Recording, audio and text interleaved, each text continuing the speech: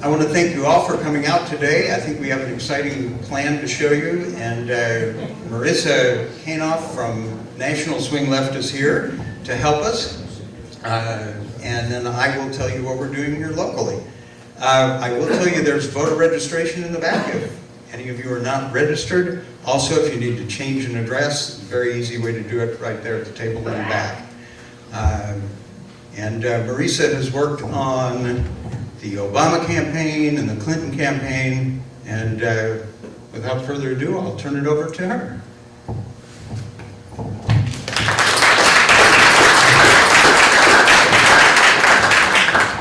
Thank you, Alan. That is Alan Sunkel, who some of you know and some of you don't know. Yeah, I neglected to introduce. If you don't know Alan, he's one of our volunteer regional organizing coordinators with SwingLeft, which means he is a super volunteer and gives us more of his time than is probably reasonable, and we are eternally grateful. He is one of the heads of our SwingLeft Kansas 03 group, so he coordinates a lot of our volunteer activity in Kansas's 3rd, and he also covers Iowa for us, so we keep him plenty busy. And as Alan mentioned, my name is Marissa Kanoff. I'm one of the Deputy National Field Directors with SwingLeft. I have the East region for the most part, meaning I have about 24 or so of our districts up and down the East Coast. However, I am covering the Upper Midwest for the time being. Our National Deputy Field Director for the Central region got coached by a gubernatorial race. She was awesome, but can't argue with dream jobs. So that also means we have a position open. If you know anybody who has campaign experience and wants to join the SwingLeft team, encourage them to apply. So this is what we will be doing today. We'll talk about what SwingLeft is, why we think the House is winnable, our three-pronged approach to taking back the House, our timeline, why we think SwingLeft is a good organization that you should spend your time with. We'll meet some of our local volunteer leaders, and then we'll tell you how to get involved. So starting off, what is SwingLeft? Does anybody want to guess how many campaigns our founder, Ethan Todros Whitehill, has worked on? No wrong answers. 300. 300. Do I hear higher or lower? Lower. Lower. The answer is actually 0, which surprises a lot of people. Ethan, I don't think, had ever really been politically active outside of voting until he started SwingLeft. And he is a writer and an English teacher. He lives in Western Massachusetts. And the day after the election in 2016, he was sitting in a coffee shop working on his novel. And he was really bothered and agitated and pissed off, quite frankly, because Trump had won the election. And he was like, what can I do? Like, I live in Western Massachusetts. I live in this really blue part of the country. Like, surely there has to be a way for me to make a difference, even if I can't make a difference here in Western Mass, because, my senators and my congresspeople are all Democrats. So we started doing a little research to figure out, okay, well, the next big thing is going to be the midterms. I wonder what the closest district to me is that I could get involved in. And for him, it was New York's 19th district, which is held by a guy named John Faso. And he got all excited. He spent like hours trying to figure this out. And he was about to post it on Facebook. And then he was kind of like, wait a minute. Why was this so hard for me to find? Why isn't this a resource that already exists in the world, connecting people to the closest swing district near them? And SwingLeft was born. And for the next 2 or so months, he and a couple of his friends, a guy named Joshua, who is a tech guy, and a woman named Miriam, who is a brand strategist, kind of launched SwingLeft. And they were planning and planning and planning for the launch date. And they assumed like maybe 10,000 people would show up when they launched the website. Our chief comms officer, a woman named Michelle, actually planned to go on vacation in Hawaii the day of the launch. That was going to be her plan. She was like, I worked really hard on this, and I'll go with my partner, and we'll go to Hawaii, and it'll be great. And 200,000 people signed up on the first day that the website launched. So she had an incredibly great working vacation in Hawaii. I think she maybe left her hotel room one of the days. But that's kind of how SwingLeft started. The mission of SwingLeft is pretty clear-cut. We are laser-focused on taking back the House of Representatives. We believe it is the best way to put a check on the Trump administration. The math is just not there for Democrats this cycle.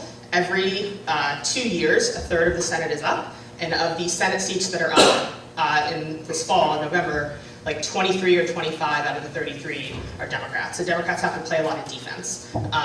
if we're lucky, we maybe will pick up a seat or two. But the math is much better for us on the House side. And that's why we're connecting the more than 300,000 SwingLeft volunteers with the closest swing districts near them. There are 70 districts on our map. You'll see our map in a second. We need 24 seats to take back the House. Another reason we're focused on the House is House races usually receive less attention.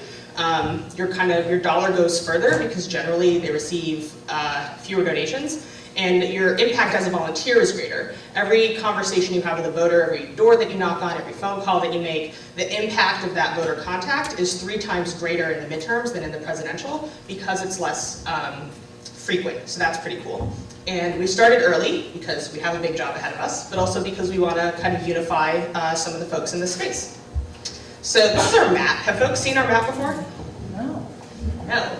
Well, this is our map, and you can check it out at swingleft.org if you want to. There's 70 districts on our map. The blue districts are what we call our Democratic Defense Districts. These are Democrats who are either first-term incumbents or they only won their last race by about 5 percentage points or less.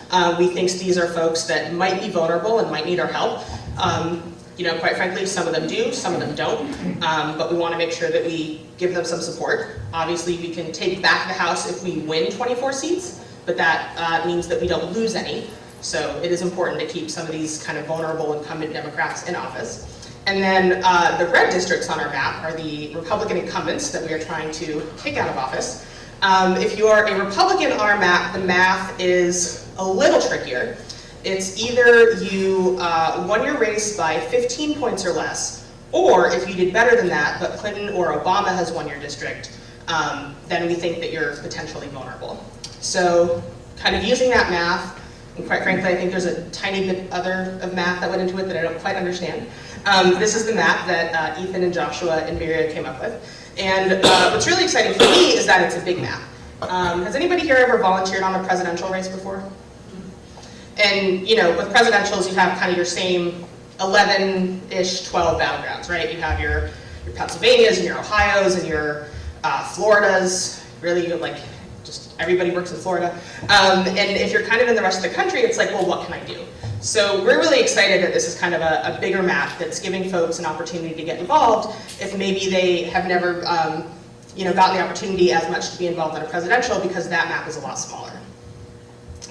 So we think this is a winnable fight for a few reasons. Number one, 23 seats on our map were carried by Clinton. The average gain for the other party in a midterm election is 29 seats. Does anybody know how many seats the Republicans picked up in the 2010 Tea Party wave? 40, 60 plus? 63. And we need 24. And in 2014, 30 midterm races were decided by less than 10,000 votes, which tells me that's a turnout problem. That is, Democrats have turnout problems for a variety of reasons, a lot of which are kind of beyond the scope of this presentation. But 30 midterm races being decided by less than 10,000 votes tells me that this is a turnout problem. This is as long as we are knocking on voters' doors and asking them to vote and doing that early and doing that often, we can get those numbers up. So we think this is a very winnable fight, and there are signs of a wave that are very encouraging. So this little GIF that we'll start playing, that you're kind of watching, is the number of Democratic challengers who raised over $5,000 as of September 30th, 2017. This $5,000 mark as of September 30th is a thing that kind of pundits and political nerds use as a sign of viability. So in 2006, we see that there were 89 Democratic candidates who fit that bill. In the Tea Party wave in 2010, we see that number is a paltry 71. And this cycle, we're up to almost 400, which is awesome. And what's really cool about this is it's record numbers of women who are running, it's record numbers of the LGBTQ community who are running, it's record numbers of African Americans and Asian Americans, Latino Americans. It's a very diverse field. For better or worse, the one singular, maybe, good thing about Donald Trump being elected president is people are kind of like, okay, well, this guy maybe has the experience of a rotten avocado, like maybe on a good day, and he became the president. Like, surely I can step up. Surely I can step up and I can run for a seat and I can get involved. And we're kind of seeing that wave not just in federal congressional races, but State and local races across the country, really exciting time for Democrats. This sign of a wave, Republicans are tiring. This is my favorite slide in the entire deck, and that's because it's wrong. I don't know how to edit GIFs, otherwise I would have fixed it by now. But you're looking at Republicans who have retired. So more years ago than I would like to admit, I was sitting in an undergraduate political science class talking about incumbency between elections. And does anybody know what the incumbency rate in the House is, the percentage of existing members who get reelected the next term? 90%. 90%. Higher, lower?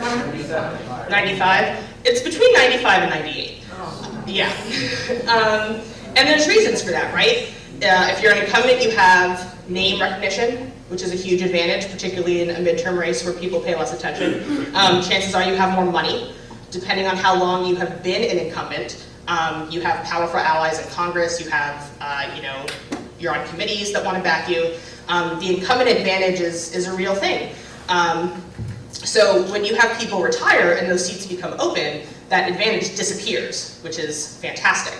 That same professor used to say that people will only challenge an incumbent when there's blood in the incumbent waters. And what we're seeing is that record numbers of Republicans are just getting out of the water. They're like, no, I don't want to swim anymore. See ya. So in 2006, we have 13 Republicans retire. During the Tea Party wave, we see 9. And this number that is wrong, I think this is actually up to 34 now. And that's really exciting because, do people know what the Cook Partisan Voting Index is? Yes, no? You can check out their website. I think it's, if you just Google like Cook Partisan Voting, it'll come up. It basically rates how likely a seat is to go Democrat or Republican. So you might see a district that says like R+5, and that means like leaning Republican, or you might see something like R+15, and that R is like the number of percentage points they think the district is going to win by. So like R+5 is kind of leaning, R+15 is like solid Republican. Same thing on the Democratic side, you might see like D+2 or D+22. And what we're seeing in a lot of these seats where Republicans are retiring is you're seeing them go from solid R or lean R to lean R toss-up or lean Democrat. So those incumbent advantages that had kept Republicans in those seats for various cycles are now being wiped out, and those seats are now either toss-ups or they're leaning Democrat. So that's really exciting too. And finally, we have some of the polling. So the little animation, I guess, that you're looking at here shows nameless, faceless John or Jane Democrat against incumbent Republicans in polls. So in 2006, we see nameless, faceless John or Jane Democrat at a disadvantage of about 7.5 points. In the Tea Party wave, which clearly did not pan out, we see nameless, faceless Democrat at about 0.7. But what we're seeing now is nameless, faceless Democrat is up at about 10 points over any incumbent Republican. And these numbers have kind of been varying. I've seen anything as low as about +7 or as high as about +12 or +13.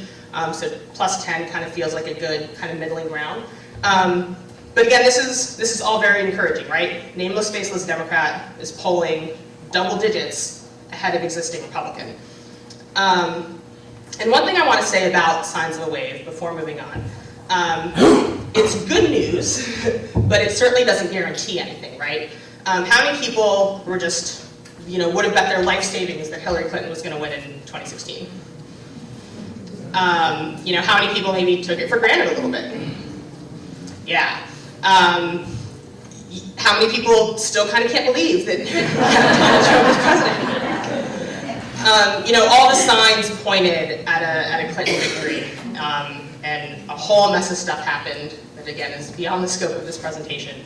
But the reason that we are seeing, Democrats in Virginia come within literally one vote, literally pulling a name out of a hat of taking back control of the House of Delegates in that state, why we have a Democratic governor in that state, why we have a Democratic governor in New Jersey, why we have a senator from Alabama who prosecuted the KKK having Jeff Sessions' old Senate seat.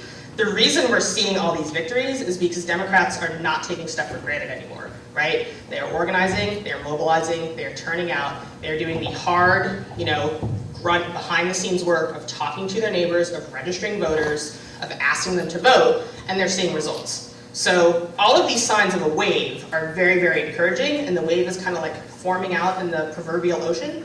But it's up to us to make sure that it crashes, and crashes in the way that we want it to.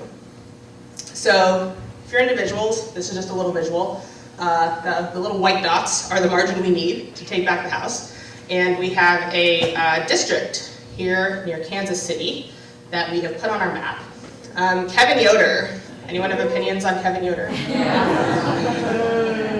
You guys sound a little ambivalent. I'm not sure. How you feel about it. So Kevin Yoder won this district by about 10.5%. 36,000 votes. Again, this is a turnout problem. This is a very winnable seat if Democrats make sure that they're registering new voters and turning out old voters. I've been staying with Alan as I've been in Kansas, and he was telling me some things about Mr. Yoder. He votes with Donald Trump 93% of the time. He has an A rating from the NRA. He voted to repeal the Affordable Care Act. He supports Trump's withdrawal of the Paris Climate Agreement, and he opposes marriage equality. So, winner all around. Alan tells me also that he's essentially a professional politician. And maybe this is kind of like my naive view of government, but they say that Congress people are supposed to be public servants, right? They serve the people. You are supposed to do things that benefit your constituents. Taking away people's health care and gutting the environment and making sure certain citizens don't have the rights as everybody else, that is not serving the people that you represent. I'm not really sure what his end game is in terms of him being a professional politician. I've heard rumors that he might run for governor. I don't know if that's true or not. But my understanding is that he is not doing a great job of representing the people of Kansas 3rd. And hopefully we can do something about that. So what are we going to do about it? We have a 3-pronged plan for taking back the House. And internally around SwingLeft, we actually do call it the plan. So if you are good at naming things and can come up with something better, chat with me after the presentation. Because it took several people multiple hours to not do any better than. But as bad as we potentially are at naming stuff, we actually feel pretty confident in our strategy. So it is 3 pillars: voter contact, grassroots fundraising, and cultural mobilization, all of which I will talk about in a little more detail. How many people here have ever knocked doors? Made phone calls? In a presidential? How about a congressional race? Congressional race that wasn't your district.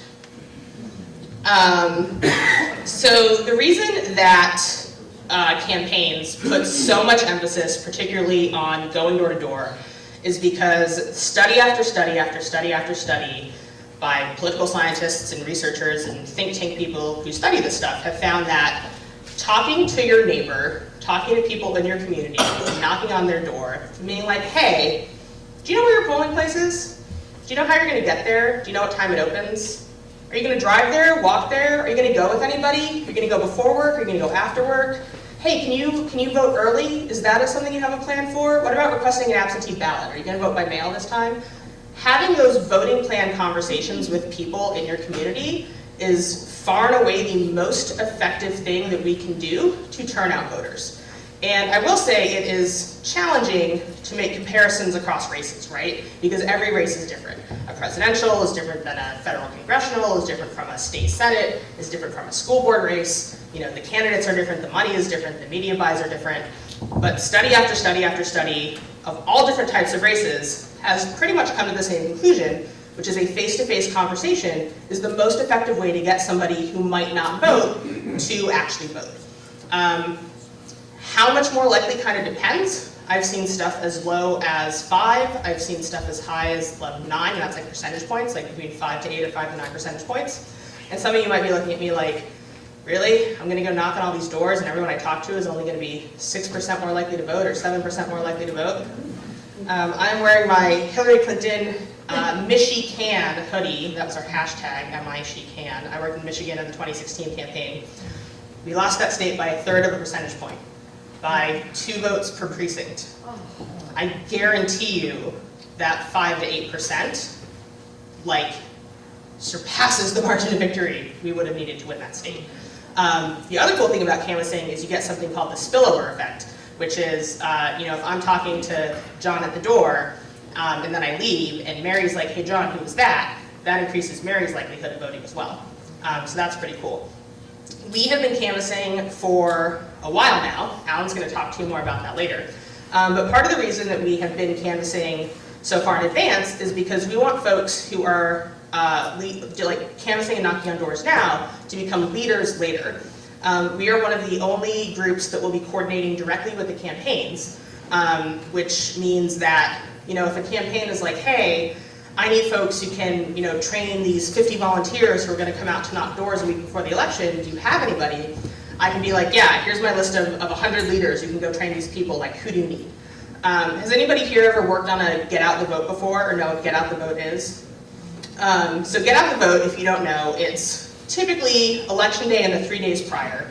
And what campaigns try to do in that 4-day period is talk to everybody in their voter universe 2 times.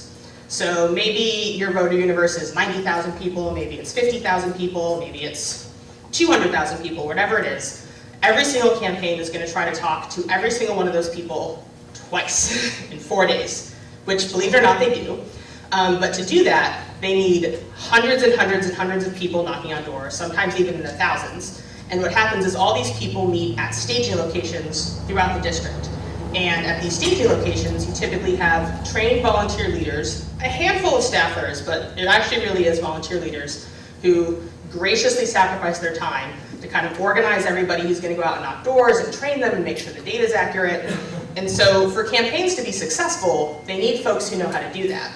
And with SwingLeft, we've been doing this for more than, by the time the campaigns roll around, we will have been doing it for about 18 months. And for us to have this highly trained, awesome group of super volunteers that we can give to the campaign to be like, hey, go have our people run your staging locations, we got this. That becomes a huge value add that we can give to them.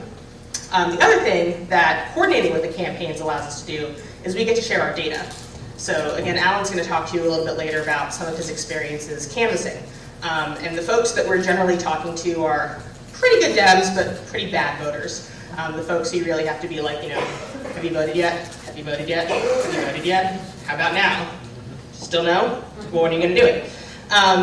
But we are kind of IDing those folks now. And so we can give all that data to the campaign after the primaries, because SwingLeft is not taking a side in the primaries. We just want to support the eventual Democratic winner. And so we can go to the campaign and be like, hey, we talked to all these Democrats who pledged to vote for the eventual Democratic candidate. That's you. That's awesome. Go turn them out. We did step 1. It's up for you to do step 2, and we'll help you do step 2. We also are trying to mobilize the youth vote. So we recently hired a campus program director. Her name is Nia, and she has exclusively, I think, 3 cycles just of college organizing and youth organizing and student organizing, which is a little bit of a different game than what I like to call grown-up organizing or adult organizing. But we are investing in college campuses and students. So we recently closed the first round of our SwingLeft College Fellowship applications, and we're interviewing those folks, and we'll be until March 18th. And I think their program is going to kick off in earnest in April. And they will be with us organizing primarily on campuses through the election. And I think we're going to do another round in June. So if you are a college student, or you know a college student, or you teach at a college, or you just think you know somebody who would be good at this, make a little note in your phone or something to check back on our website around June, because we're going to reopen this application again. Because we think it's really important. I actually met one of our fellows who's going to be working in Kansas 3 last night, and he seems awesome, and you'll see a video from him later. Pillar 2, grassroots fundraising. Has anybody here heard of our district funds? Okay, less of a hand raise, that's okay.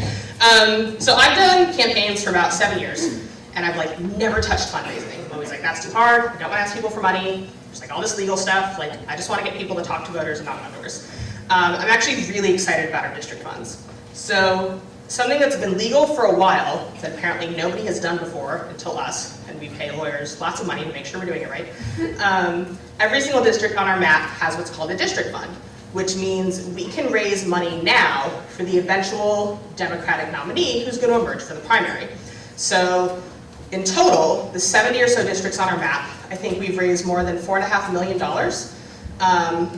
You can see our SwingLeft national average right now is about $64,000, meaning, the day after the primary or the minute after the primary or the week after the primary, it kind of depends on the campaign, we get to write the eventual winner a check for all the money in the district fund. And that's pretty significant because, you saw on the slide a little while ago, we have record numbers of Democrats throwing their hats in the ring to run this cycle, which is awesome. It also means a lot of the primaries are going to be incredibly competitive, which is awesome for democracy, but not great if you're a Democratic winner who's just spent the past 6 months, 8 months, 12 months, fighting other Democrats to get to take on Kevin Yoder, and you probably don't have a lot of money in the bank anymore. And for us, literally the moment you become the Democratic nominee, to be like, hey, here's a check for, if it was today, it'd be $129,937, like that's a huge value add, right? You get to hire staff, you maybe get to do some early ad buys, get to open some offices. Does anybody want to guess the district on our map whose district fund is the most robust right now? Yes, that's right. California, Paul Ryan, Devin Nunes, I heard. Nunes and Paul Ryan are both popular answers when I ask this question. They are not the answer, however, it is California. Darrell Issa, who announced his retirement, I like to think that he saw the SwingLeft District Fund at $314,000 and was like, yeah, I don't want to play anymore, I'm going home. What's really exciting about these is we can grow these funds as big as we want to. Until the primary. And here in Kansas, your primary is later, it's in August. So we've already raised almost $130,000 for the Democrat who's going to take on and defeat Kevin Yoder. But we can make that even bigger, which is really exciting. And in January, we launched a new suite of tools to help folks do that. So if you go to our website, we kind of have tips and tricks about person-to-person asks and events and crowdfunding pages. One thing I've learned about fundraising is it's not as hard as I used to think it was. It's really just about asking people for money, and about half of them will tell you no, and that's okay. The crowdfunding pages are what I'm most excited about. Has anybody ever donated or started like a Kickstarter page or like a GoFundMe page? Or maybe they've, walked to end MS or like walked to end, hunger or something like that. This is kind of like that. We've just adapted it for political purposes. So anybody who wants can go to our website and get their own personal code and then get their own personal page. And they can pick to either donate or raise money for a district or a slate of districts. And they can share a picture and tell a story and set a goal. And you can throw all this stuff on social media, or you can email it to people directly. This is actually our founder. This is his slate. He is raising for the Northeast slate. It looks like he set a goal of $2,000. And it looks like he should raise more than that because he's our founder. So maybe I'll bug him about that.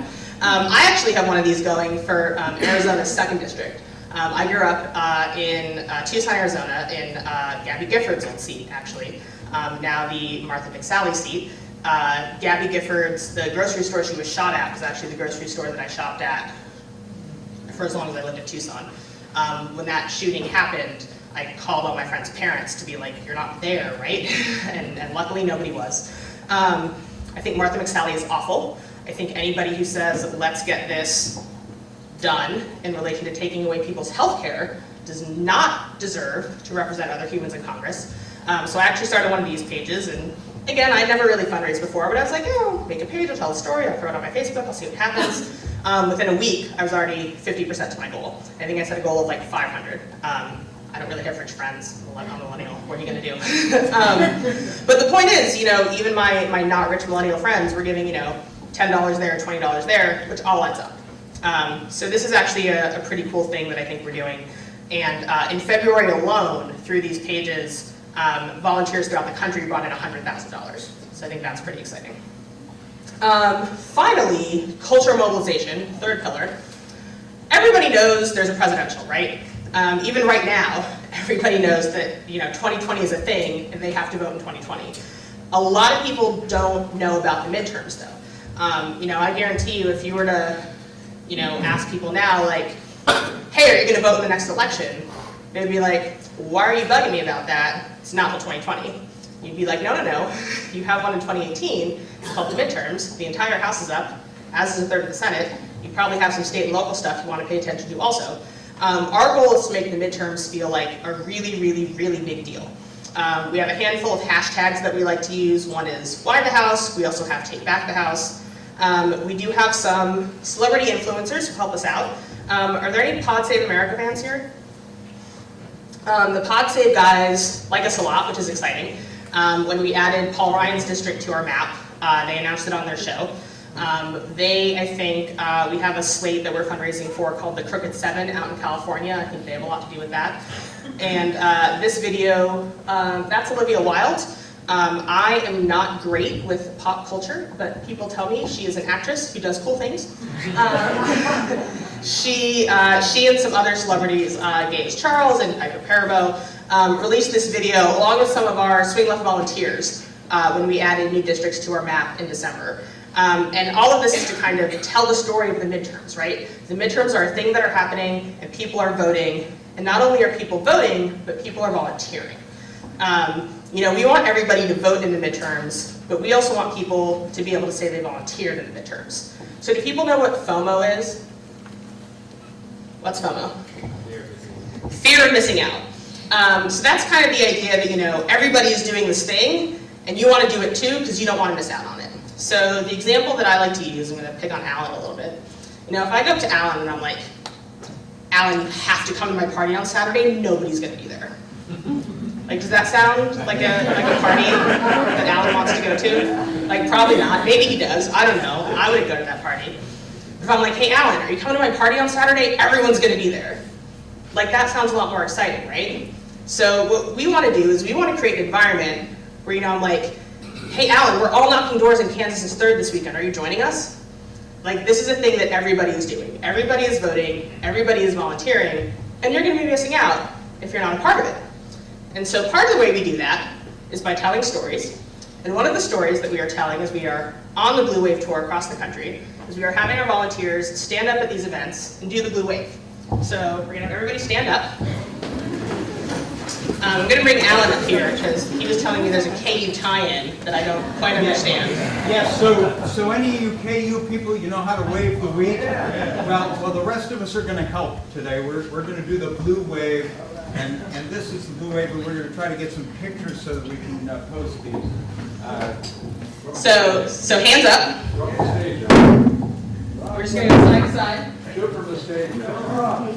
Alan will get up on the stage. And fans, we still like you. No, you don't have to do that.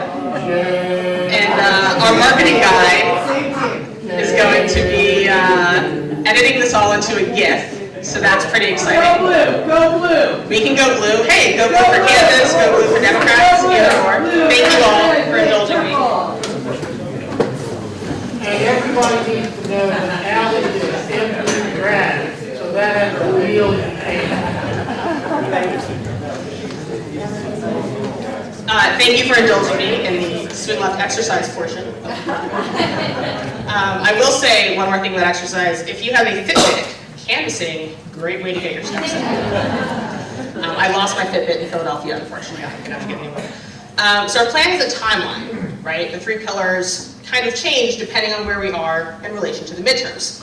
So we're in the pre-primary phase right now, which is now until the primary. So our voter contact piece looks like registering voters, collecting vote pledges, you know, talking to voters who are pretty good Democrats but pretty not great at voting, and asking them to commit to vote. Like, hey, can I count on you to vote in the midterms? And we want to build teams. You know, we want people who are canvassing now and talking to voters now to become organized teams of volunteers that can absorb the volunteer army that is going to come. The grassroots fundraising piece, I mean, with the district funds, we can make these funds as big or as small as we want. So it means hosting fundraisers, donating online, just doing whatever we can to make sure that we're handing a really big check to the eventual winner of the Democratic primary. And then cultural mobilization, so kind of sharing stories about the midterms and why the House matters.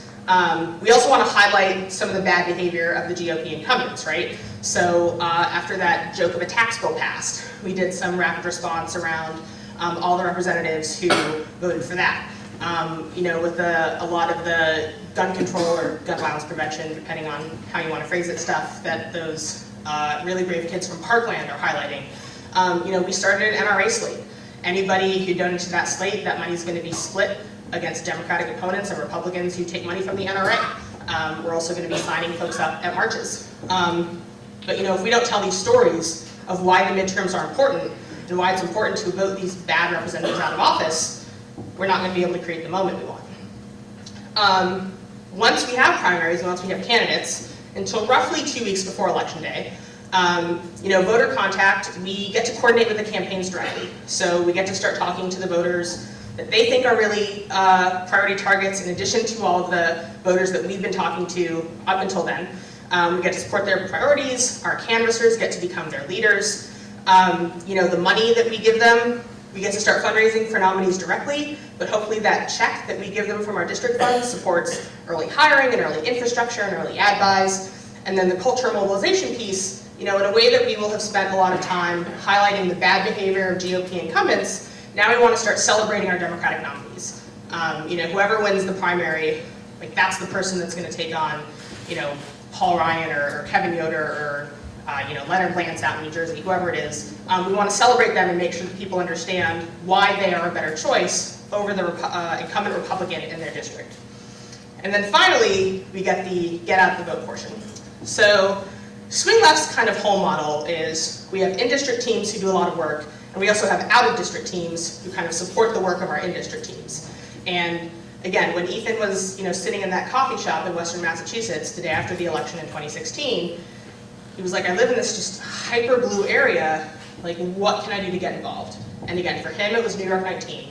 And what we're finding with subscribers all over the country is a lot of our subscribers live in these blue urban cores. You're Los Angeles, you're San Francisco, you're Chicago, you're New York City, Brooklyn, whatever it is.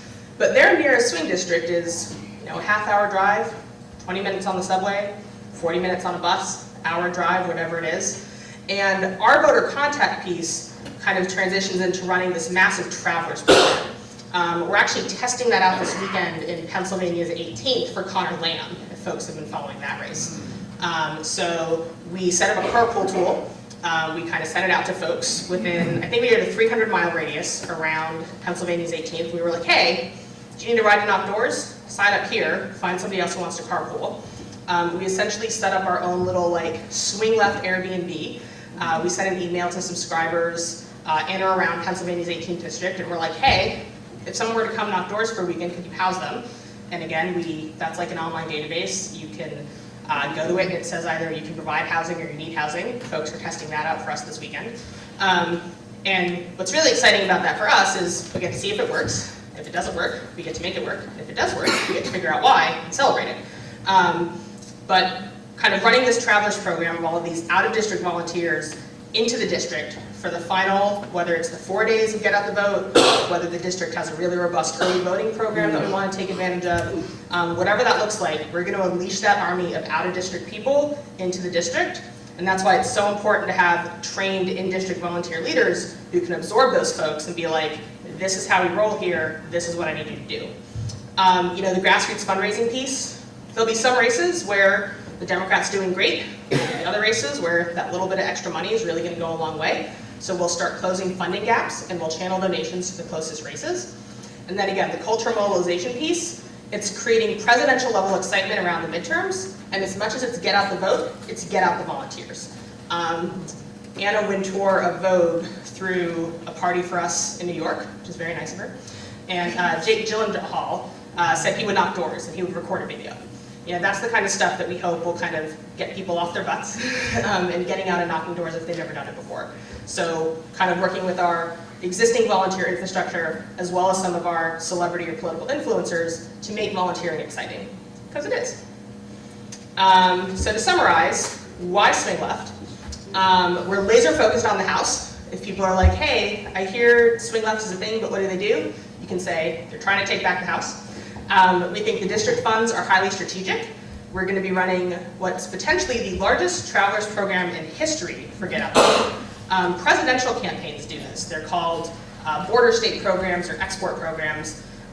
Nevada, that's gone blue the past couple cycles, and California pretty much did that. Seriously. In Florida, Georgia will send people over the border. It kind of depends. But that's, that's for 11 or 12 battleground states. We're talking about doing this in 70 congressional districts across the country. So that's pretty exciting.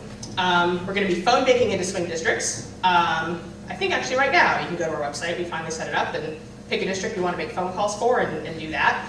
And again, we are one of the only groups that will be coordinating directly with the campaigns. So we feel pretty good about that because it means that we can be the most strategic and the most efficient.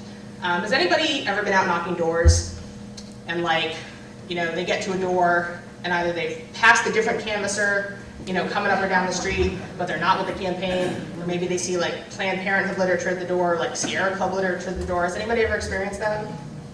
So on the one hand, that's awesome because talking to voters is really, really important.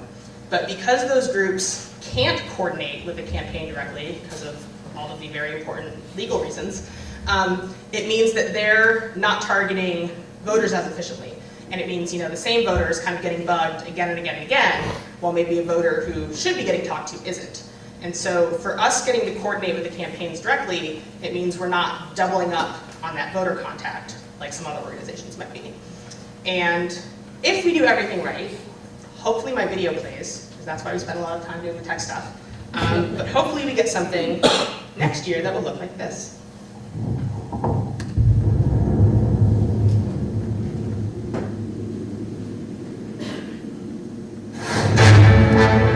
The Democratic majority in the House today passed a bill that would expand Medicare coverage to millions of Americans. The Democratic-led House Oversight Committee has voted to subpoena President Trump's tax returns. House Democrats today voted to restore health insurance to 9 million children. House Democrats are taking on Trump's hard right immigration policies once again. Voted to reject his tax plan. The Voting Rights Act is being restored. Issued a report exposing the Trump administration's game plan for censoring climate scientists. Permanently blocked Trump's border wall. Voted to reinstate the rights of transgender service members. There's another Trump care bill dying to Trump's inner circle is advising him to resign rather than face an impeachment vote in the Democratic-controlled House of Representatives.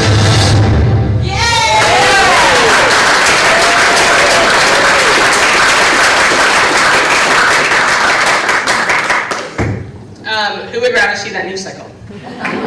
Yeah. I'm going to turn it over to Alan Sunkel, who's really the true star of today. I am incredibly ancillary compared to the work that he's been doing in this district. So now he's going to tell you about something.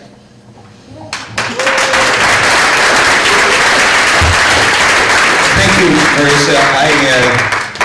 I actually would come to that first party because I'm an introvert, and so this kind of stuff does not come naturally to me. So what happened to me in 2016 is probably what happened to a lot of you. We were totally taken aback, and I'd never really worked in a campaign before. I always thought the country ran fairly well. There were a lot of presidents that I didn't care for their policies, but I thought they were, decent human beings and at least trying. In 2016, that changed for me, and I said, I've got to do something. Fortunately, Ethan had the thought quickly and got something going. And so in January of 2017, my wife, Mary Lou, said, hey, there's this group, SwingLeft. Let's check it out. And we did. And the targeted plan it sounds great. I mean, they've got a great plan. Obviously, as Marissa told you, it's very doable. And all we need to do is do it. It's a very simple plan, and it won't be easy because we've got to do it, but it is simple. And so that's what got me into this. And what I want to tell you about today is that, as I said, I'm an introvert, and so the idea of knocking on strangers' doors is kind of intimidating. It's sort of like starting an exercise program. It's a great idea. This is something I really want to do. I really want to exercise, but it's hard to get to the gym. And it's hard, even for me, the number of times I've canvassed now. Every time I go out, it's a little bit tough to knock that first door. But after you have that first conversation, because we are knocking the doors of basically friendlies, and you have that first conversation, everybody feels the same way we do. Everybody we're talking about. And a lot of them, some of you may be in this room today who we actually ran into canvassing. And it's a wonderful feeling. It's like riding a bicycle. I know a lot of you have already canvassed, and so you know what it's like. But this phase, the phase that we're going through now in the spring of talking to people, just getting voting commitments, because they're more likely to vote if they sign a little sheet of paper that says, I'm going to vote. And then recruiting more volunteers to do what we're doing. And that's basically what we're doing. And we're going to build an army, and then when it's time to get out the vote, when we have a nominee, we're going to go full force, give them the money that we've collected, and we're going to win this.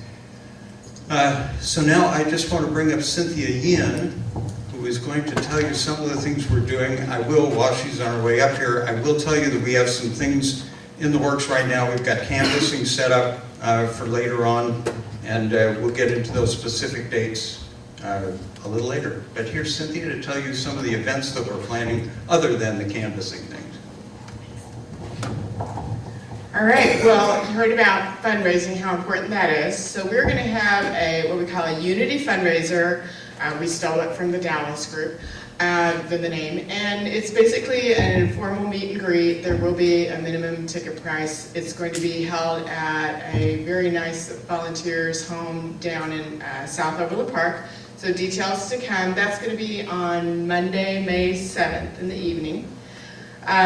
And for those who don't know, Kansas 3rd District is Wyandotte County and Johnson County and a little bit of Miami County down in Lewisburg. So we're going to have 2 candidate forums because we have, as of now, 6 Democratic candidates running for office. And so we want to get some excitement for the race. So we're going to have 2 candidate forums. One will be in Wyandotte County on Thursday, May 24th at 6 p.m. It's going to be at the Kansas City, Kansas Community College, and the Wyandotte County Young Dems have been instrumental in helping us get that set up. The second candidate forum is Saturday, June 2nd at 2 p.m. at the Shawnee Mission Universalist Unitarian Church, which is at 9400 Flum. These events are on our website, which if you pick up a postcard is SwingLeft ks03.org. And also the canvassing events will be on there soon, the latest ones at Phone Bank, so you can always go on there and sign up. The other thing is on our website, you can also find links to our Facebook page and our Twitter handle as well, so you can stay in touch that way too.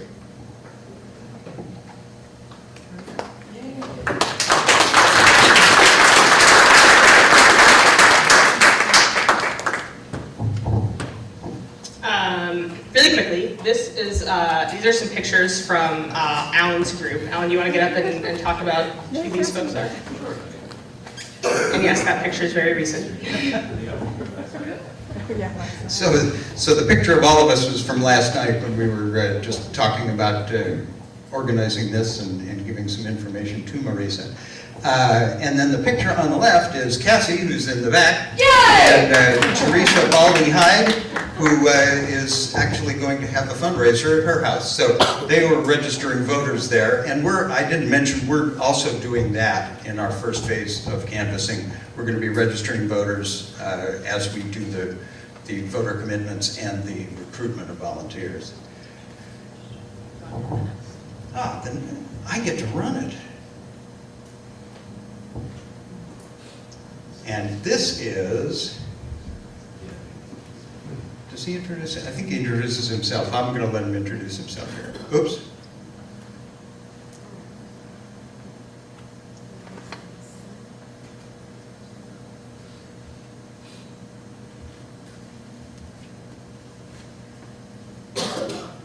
Hi, my name is Gary Enrique Bradley Lopez, and I live in Kansas City, Kansas, Wyandotte County, and I'm a member of the SwingLeft Steering Committee. I serve on multiple committees as long as that. I am the Kansas City, Kansas Community College Student Senate President. I am the Waco Young Dems co-chair, or no, vice chair. I am also the Kansas City, Kansas Community College Dem president, as well as the Kansas second vice chair for the Kansas Young Democrats. I also am a precinct committee person, and I just got the fellowship to be in the SwingLeft College Fellowship, which involves me organizing on college districts or college campuses that are in the SwingLeft districts. And that took a lot of time, just me introducing what I do. And as you know, I'm doing a lot. And SwingLeft was not part of the plan of what more I wanted to do, but when I got engaged, it really had a mission in which I wanted to follow. And that mission was basically going out to multiple swing districts and making them swing left for the simple fact that we're tired. I know that in Kansas or in Wyandotte County, we're tired of the Trump and Kevin Yoder agenda. It is not the agenda of the people, and that's the reason why I joined Swing Left.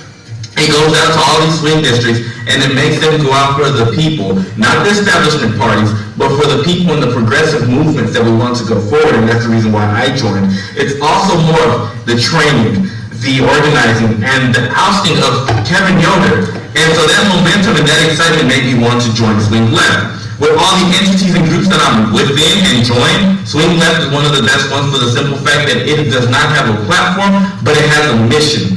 It has a mission that we will support the platform that any of the candidates have, that we are going to oust Kevin Yoder, and that we are going to, as a Swing Left, swing our district to the left so that it supports the mission and the progressive mission of the people of Kansas City, Kansas. I didn't mean to get so excited, but that's the reason why I am involved in Swing Left. That's the reason why I'm in the steering committee, because it's the grassroots organizing that is within the community.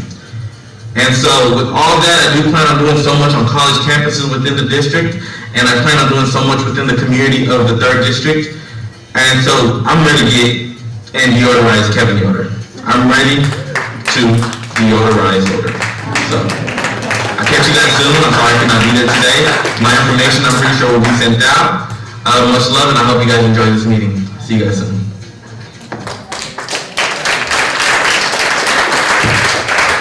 Yeah, so the reason Gary couldn't be here today is because he organized a great program about the glass ceiling in politics, which is up in Wyandotte, and that's an excellent program today as well, but that's why he couldn't be here. I guess I'll turn it back to Marisa.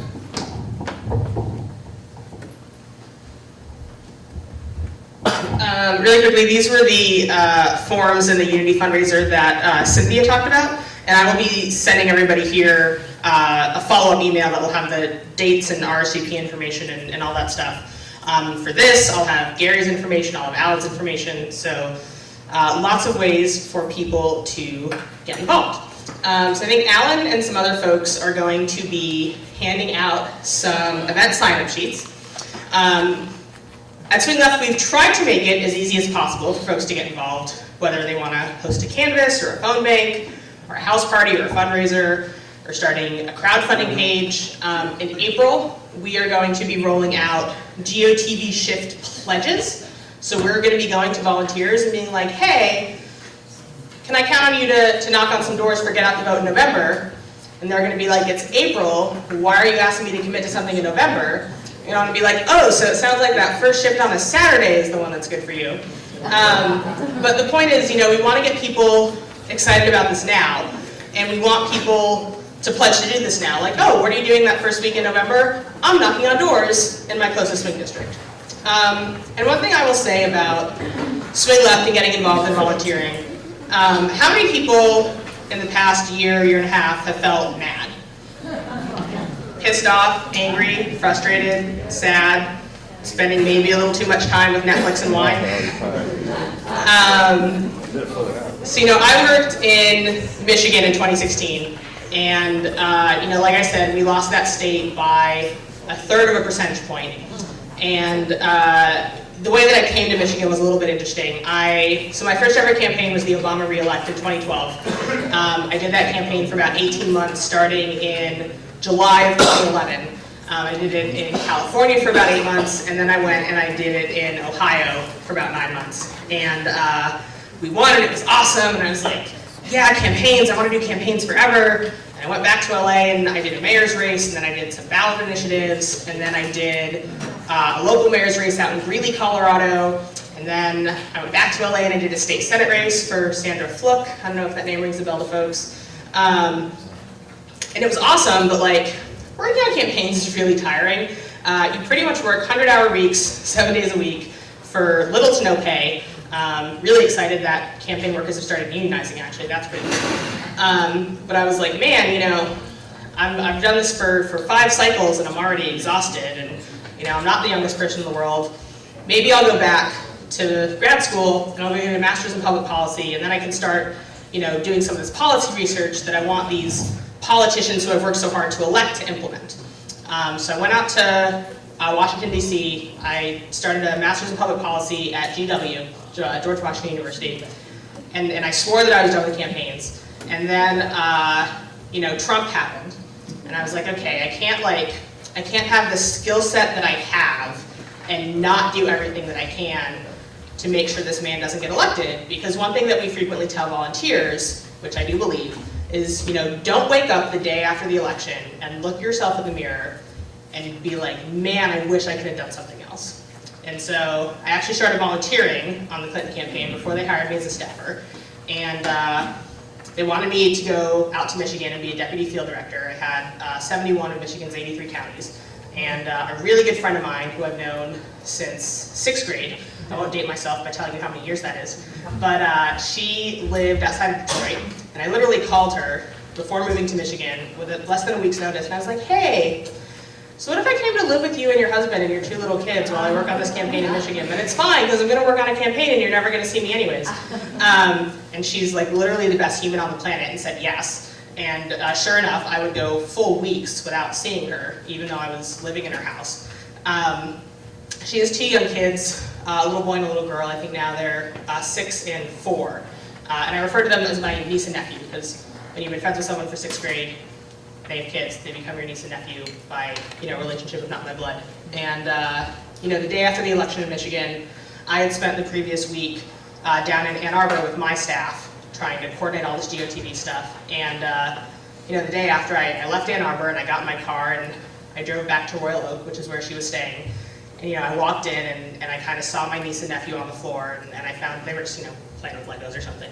And I saw her and I was just like, I'm sorry I couldn't do better for them.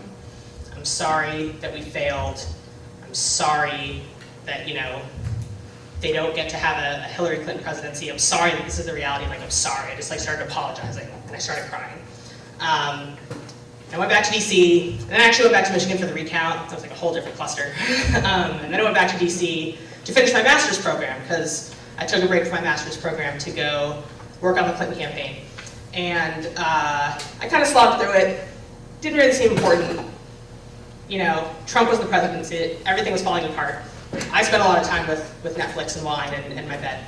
And I graduated from GW and was like, well, what do I want to do now? And I started doing a little bit of consulting. And a friend of mine had actually started volunteering with SwingLeft. And she was like, hey, like, there's this group that has this plan to take back the house. Like, why don't you come volunteer with me? So I actually became an Allen, but for New York City, meaning I started talking to our volunteers in the greater New York City area, you know, learning about what they were doing and seeing how I could support them. And I remember my first ever phone call I had with a volunteer was a woman named Jessica Williams, who was out in Brooklyn, but supporting a district in Long Island. And it was like this incredibly invigorating phone call. She was like, yeah, my team and I, we canvass every weekend, and I just go around to different groups and I show them the SwingLeft app and I get them to sign up and I tell them it's not that hard, and you know, this is the email list I keep and this is how I communicate with people. And I'm thinking like, oh man, like you're clearly a professional campaigner. This is just like what you do for a living. Like for you to have figured all this stuff out. And so I asked her, I was like, oh, like what campaigns have you worked on? She's like, I never worked on a campaign. Like I'm a social worker. And I was like, okay, well you should if you want a second career. And what's been really inspiring for me as I've done work through SwingLeft is meeting people literally across the country, like Jessica, like Alan, who, you know, maybe they've been good voters, maybe they've volunteered a time or two before, but they're stepping up and they're becoming leaders. And as one of my other Allens like to say, her name is Martha, she runs the North Carolina districts for me. She likes to say that action is the antidote to anxiety. So I can tell you, as somebody who was devastated after we lost Michigan and kind of like didn't really know what I was doing, really the first half of 2017. Getting involved in SwingLeft, first as a volunteer and now as a staffer, it's given me a place to channel my anger and my outrage and my sadness and the that news cycle that we have to see every day. And it makes it a lot easier to stomach, because I know at the end of the day, I'm at least doing something to hopefully put a check on the Trump agenda. And so if you're like, hey, I don't even know how to canvass, go to Allen's. They have a handful coming up, one on the 14th, one on the 18th, and then they're going to do a canvassing and phone making training on the 7th. And again, I will send all this out. But if you're like, hey, you know, canvassing, I'm not sure that's for me, but you know, maybe I want to host a fundraiser, maybe I want to host a house party. If you go to swingleft.org/takeaction, you kind of see our menu of options of what you can do and how you can get involved. And if you're like, hey, like, I want to host an event, but I want to see if there's an event near me, if you click on that middle events thing, you get taken to a screen like this, put in your address or your zip code, pick a mile radius, all the events that are near you will pop up on a calendar, you can just RSVP and show up. And you know, or if you're like, well, hey, I wanna take that next step, I wanna host a house party, but you're like, well, what is a house party, and how do I even do that? If you go to this prepare section, bottom, I guess that's the right-hand corner of the screen, you get something like this, and you get links to all of our past training webinars, you get links to all of our guides. SwingLeft is a staff of, I think we're up to 12 people all over the country. So we have 12 people supporting 70 swing districts. And we have super volunteers like Alan who make it a lot easier for us. But we try to give you as much information as possible to make it really easy that if, you know, we can't support you, you know, right away, if it maybe takes us 2 or 3 days to respond to your email, that you have all that stuff at your fingertips to get started. So you have those event sign-up cards that Alan passed out. I'd encourage you to pick something that you want to do and to commit to doing it, because action really is the antidote to anxiety, and everybody can do something. So before you leave today, find me or find Alan and turn those cards back into us, and we will help you do whatever it is you want to do next. And with that, I will take some questions if there are any. Is there any possibility you're going to expand your number of congressional districts where you're working? And I ask that in the interest of Paul Davis in the 2nd District in Kansas. That ought to be considered a swing district. Did everybody hear the question? No. So he asked if there was a possibility of us expanding our map, particularly to expand to Kansas's 2nd District. We have added districts to our map in the past. In December, we added New Jersey 2 and 11, Washington 8, Virginia 5, and Michigan 11, I think. We have a watch list of districts that we're kind of considering adding to our map. People have been following what's been going on in Pennsylvania. They like totally redid their map, by the way. Super exciting, like definite seat gain for Democrats there. Pat Meehan's district, which was the old 7th and is now the new 4th, went from like crazy, ridiculously gerrymandered to basically like Democrats having that seat now. So that's really exciting. I think the 3rd week in March, we are going to be announcing how that new map affects our existing map, and we might be announcing some new swing districts at that time. I don't see us adding too many more districts, only because we already have primaries, right? Like Texas had a primary on the 6th, and I think Illinois goes next on the 20th. So we don't have a ton of lead time with new districts in terms of getting them up to speed, particularly on a district fund. But we do have kind of like a watch list of districts that we are watching. Put Kansas 2 on it. Okay. I will let Ethan know. Any other questions? Yes, ma'am. Yeah, do you still have a section on the website that has specific research on Yoder or updated? Because I feel like I still just would like to have more facts right there. I know that was part of the original design. Yes, so if you go to our website, you click on a district, every district has a district primer, which is kind of like a 1 to 2 pager about the district, and then depending on how robust the research team is in each district, we have a separate Google Doc that's public that has literally everything from like who last year's lineup in your Little League baseball team was, to like everything you need to know about, you know, the economics of the district and the specific votes. That stuff is all available online still. And one thing that I'm not sure I highlighted is SwingLeft has a totally volunteer-led research team that makes all those district primers, that also sends out our district dispatches. So if you're utterly convinced that voter contact is not for you and you don't want to fundraise, but you're really good at writing and researching and copy editing, like write down on one of those sheets that you want to do research, and I can put you in touch with our volunteer research coordinator, because we need a lot of help doing that. And as we get Democrats who win these primaries, we're going to need all sorts of information about those Democrats that win. So, but that information is still available on the website. Okay, so you'll be doing the update on Yoder and then whoever the nominee is? Yes. Thank you. Other questions? Yes, sir. Are you getting any assistance from the DNC, from Pelosi, from any of the Democratic parties? Are you taking that assistance at all, financial specifically? So he asked if we were taking assistance from the DNC or Nancy Pelosi or the DCCC. As far as I know, we do not take, and they do not offer financial assistance to us. Part of us coordinating with campaigns once they exist is where they already exist. You know, we're in contact with the DCCC organizers that are on the ground. Our data sharing will probably be done at a high level like the DNC, but that's all kind of being worked out with the individual campaigns. We are not an arm of the party. SwingLeft is set up as a hybrid PAC or a carry PAC, C-A-R-E-Y.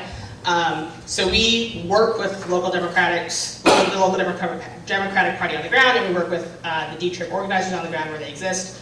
I'm not sure we have anything to do with Pelosi directly, although she might be more involved in our like California districts on our map. And I know that like we have high-level meetings with the DNC because it's good for them to know what we're doing and us to know what they're doing.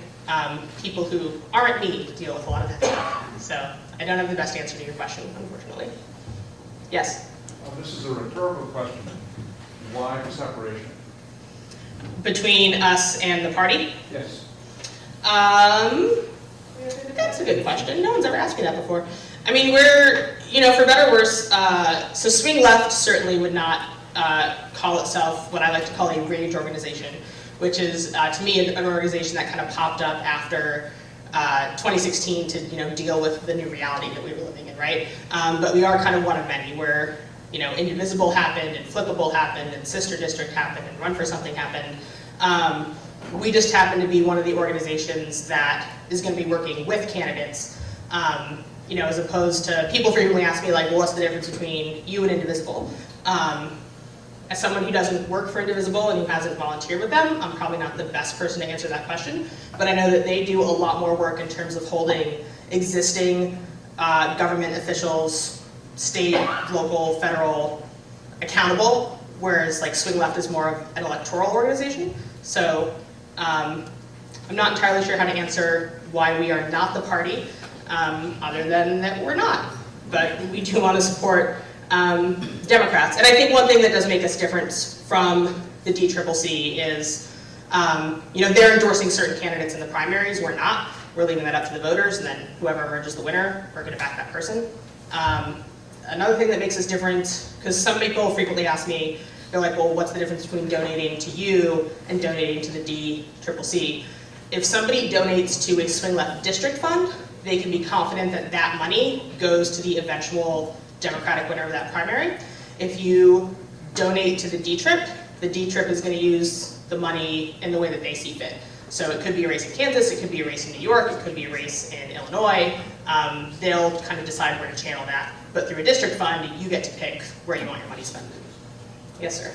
Yeah, I might sort of offer a potential answer. The SwingLeft seems to be more of a bottom-up, whereas the DCCC, as you just said, is top-down, and the DNC is more top-down. And I think that is partly, I mean, I think that's a good thing. I think you need both, so. Can I just say something like, I'm not a Democrat. I would never join the DNC or the DCCC or anything like that. But I would join SwingLeft because I think it's important enough to have checks and balances and right away have checks and balances.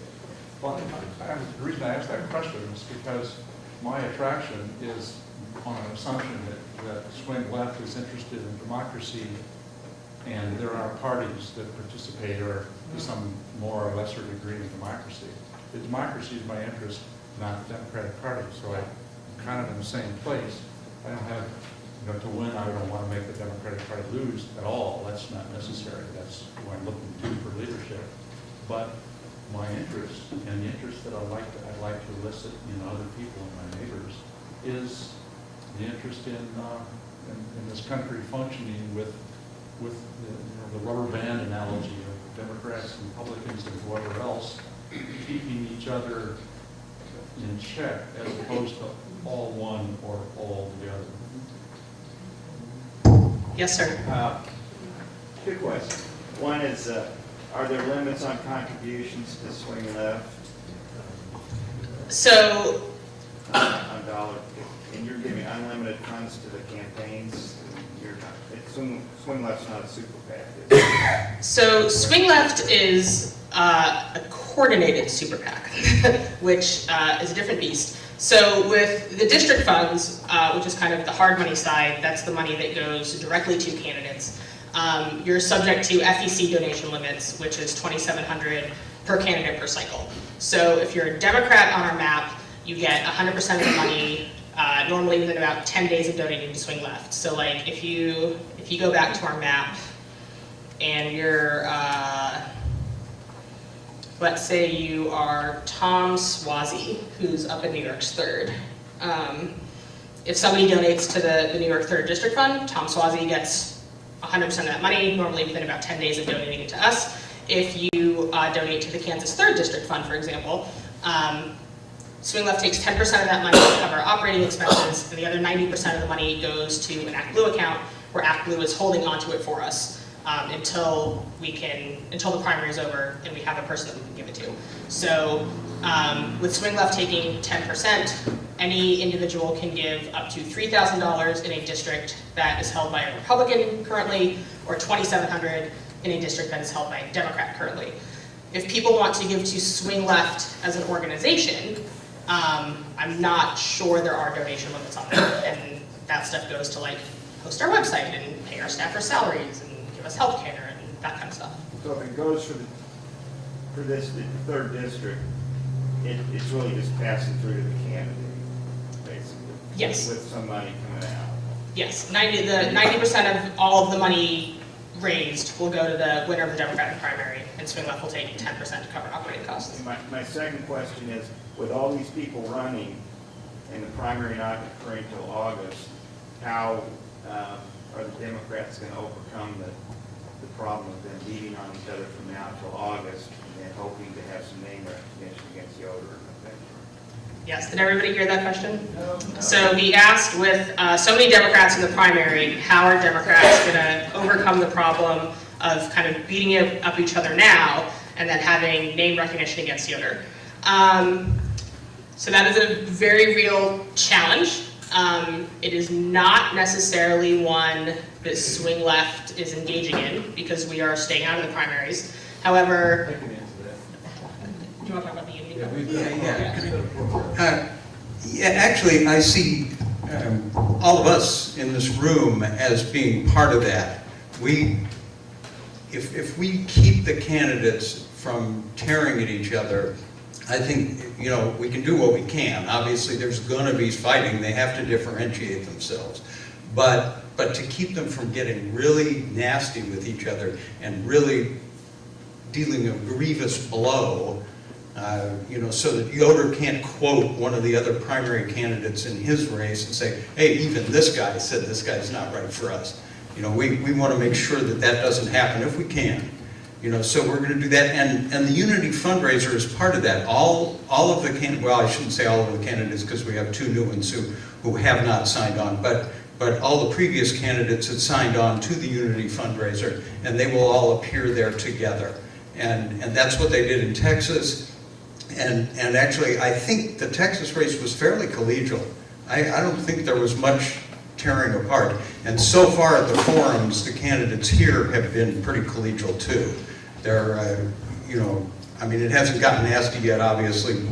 It will probably start to get a little bit tougher as we get into the summer. Tell them about our liaisons. Well, we do have, from our steering committee, we do have a liaison to each candidate so that we let them know like where we're going to be canvassing and things so that we don't step on their toes. Now, they don't give that information to us where they're working because obviously that's a secret, but we will tell them where we're going to be. And we're also trying to build rapport with each of the campaigns so that when it comes time to get everybody behind that one candidate, we can do that because they will trust us because they've worked with us already. And so I think that's all, these are all important pieces. This is our local effort. That's not part of SwingLeft strategy really, but that's what we want to do here. And I think, you know, the thing that worries me about the country isn't just that Trump was elected, it's what got Trump elected. We're all yelling at each other and we're calling each other names, and that's not the way it should be. That's not the way it was when I was a kid. You know, Republicans and Democrats could talk to each other.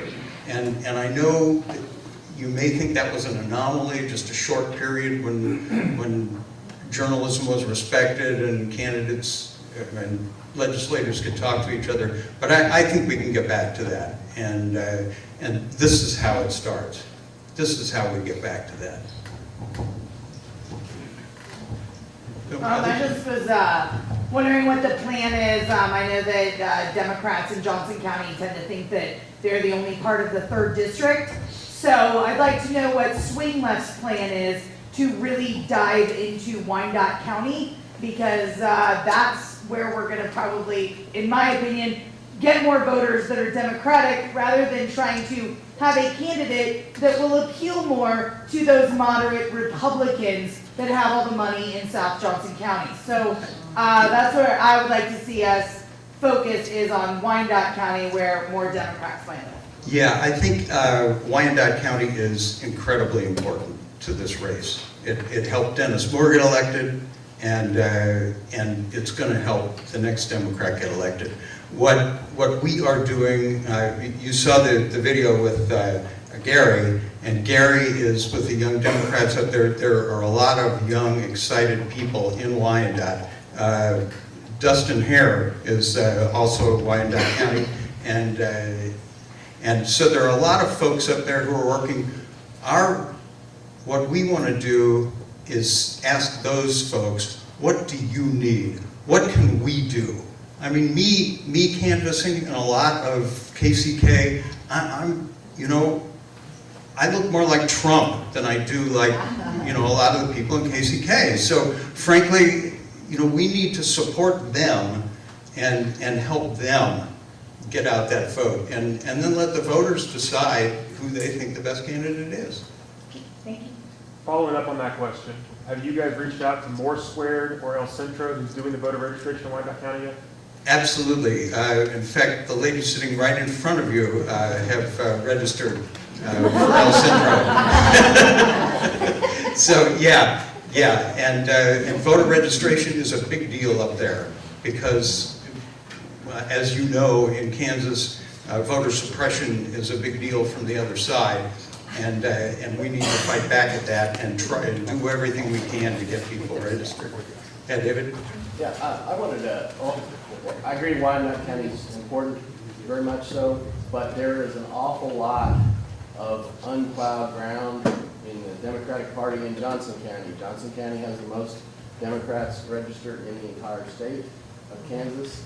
And I'm on the executive board of the Johnson County Democratic Party for Senate District 10. We have 11,000 registered, over 11,000 registered Democrats in Senate 10. As far as organizing, we have only about,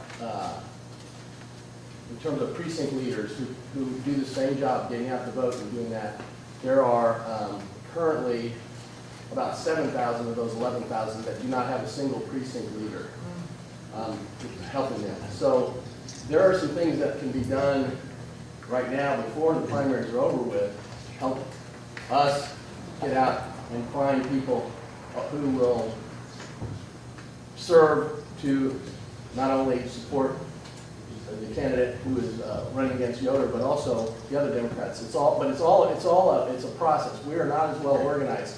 So both Wyandotte and Johnson County. Yeah, and speaking to that, we're working closely with David in Senate 10.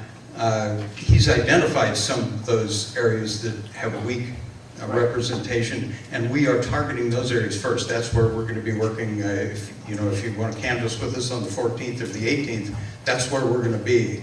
We're going to be in those weak areas where they need precinct people, and if the people that we recruit to swing left want to work for the Democratic Party as a precinct person, we will absolutely turn them over to the Democratic Party and let them take that role. If they want to just work with swing left, that's swell. We're happy with that too. That's David Neal, in case anybody decides he wanted to know. Yes, David Neal. Sorry. I think we have time for one more question. I have one more clarification question on the donation. Is there since the money is going directly to the candidates and there's a limit of donation per primary and per general election, if an individual were to donate to swing left, is that a separate bucket than if they donated directly to the candidate? So if someone donates through a swing left district fund, that counts against donating to the candidate in the general. So if I were to donate, $50 to the Kansas 03 district fund, that would mean that when the general rolled around, I could only donate another $2,650 once there's the general. Does that answer your question? Yep. Just so people realize that there still is a limit. Yes. And they can't sort of double their. Yes. And get in trouble. However, you can, if you have donated to a candidate in the primary race, you still have that 2,700 limit left for the general race. So the primary donations do not count against your general donation, but the swing left district fund will be part of that general election. Yeah, so the district fund part is considered the general election. Yes. Yes, the district fund is considered the general election. We are out of time, but I want to thank everybody for coming, and I'll be sticking around for a little bit if folks have other questions, and feel free to chat with Alan, and please return your event sign-up cards. And I'm going to just add one thing. If a house party sounds good to you, if that's something you might want to do, but you're not comfortable doing the presentation, any one of our steering committee people would be happy to come out and talk at your house party. You want to have 10 neighbors over and say, I want to introduce you to swing left. We'd be happy to come and do a much shorter version of this. We basically talk about what we're doing. Al is also pointing to the voter registration table. If you need to change your address or if you need to register, see Al at the back. I'm guessing most of you probably are, because if you're interested enough to come to this meeting, you're probably a voter. Yes, that's all I have. Thank you, everybody, for coming out today.